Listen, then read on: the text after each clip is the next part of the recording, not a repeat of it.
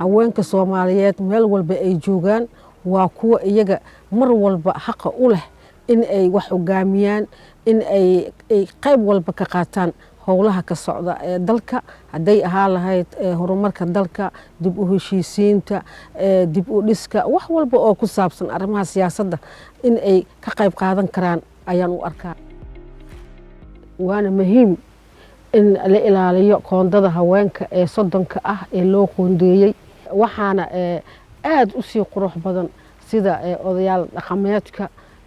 siyaasiyiinta dhammaan ururada bulshada dhan inay isugu tagaan oo ay garab siiyaan sidii haweenka ay u heli lahaayeen xaqa ka maqan ayna kaga qayb qaadan lahaayeen maamulka dalka iyo siyaasadda aad bay u qurux badan tahay boqolkiiba iyo soddonkaas ee loo qoondeeyey in laga saramareeyo mooye inaanan hoos loo soo naqan gabdho badanaa jiro oo jaamiciin ah kuwa injineeraa jiro kuwa saxoofiyiinaa jiro dhaqaatiir waaweynaa jiro oo haween ah kuwa siyaasadda soo bartaa jiraan waxaasoo dhan bulshaday ku dhex jiraan waxaa ka soo saari kara oo bannaanka u soo bixin kara lambar 1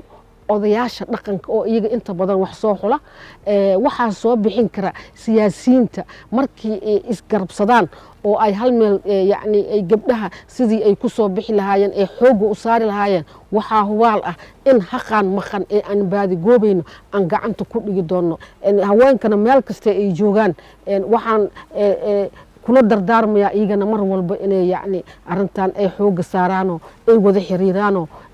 mar walba ay iska warqabaano intaasoo dhan waa sameynaa waxaana rajo weyn aan ka qabaa in yacni sida aan jecelnahay inay wax ay ku soo idlaan doonaan hablaheena Soomaaliyeedna mar uun inay ragga la baratamaan inay ragga barbar socdaan inay xilalka qabtaan